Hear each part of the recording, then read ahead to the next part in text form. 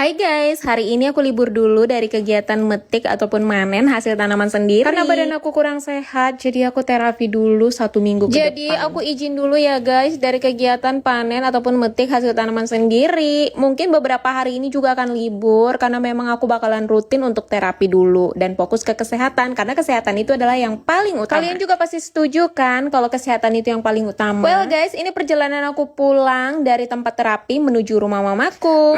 Jalan di sini benar-benar luar biasa ya guys. Sebenarnya perjalanan dari rumah mama ke tempat terapi itu cuma 15 menit. Tapi karena jalannya banyak yang rusak, jadinya perjalanan ke sana tuh bisa sampai 20 menit. Kalian pasti tahu kenapa jalan ini cepat banget rusak, padahal sebenarnya baru dibangun beberapa tahun yang lalu. Udah nggak rahasia umum lagi, ya tentunya karena banyak korupsi. Dana yang dicairkan berapa, yang terrealisasi cuma berapa. Makanya kualitasnya nggak bagus, jadi cepat rusak. Ya ujung-ujungnya yang menderita masyarakat lagi guys. Padahal sebenarnya ini adalah uang kita dari hasil kita bayar pajak sama pemerintah. Tapi entah kenapa malah kita yang dibuat susah. Tapi ya walaupun begitu, kita tetap semangat untuk mendoakan pemerintah yang saat ini supaya bisa memaksimalkan kinerjanya. Supaya kita bisa menikmati jalan dengan kualitas yang terbaik dan gak gampang rusak, gampang bolong-bolong seperti sekarang ini. Jujur ya bun, aku sebagai seorang ibu yang baru keguguran dan harus terapi seperti ini dan melewati jalan yang banyak lobangnya,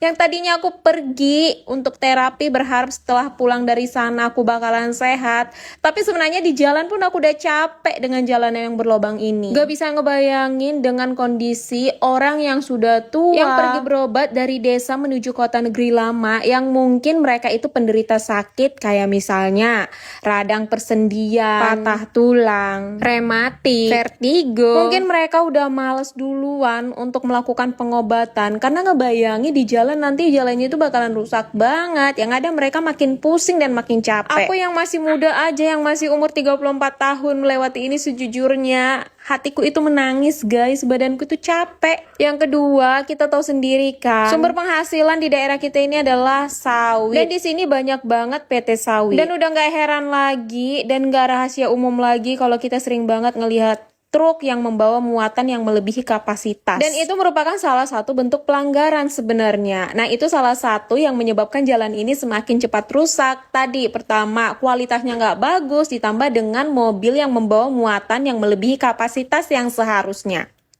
Udah pemerintahannya seperti itu, perusahaan-perusahaan yang diberikan dan yang diizinkan pemerintah untuk membuka usaha di sini pun melakukan beberapa pelanggaran. Seperti membiarkan truk PT mereka membawa barang yang melebihi kapasitas. Sebenarnya dilema banget untuk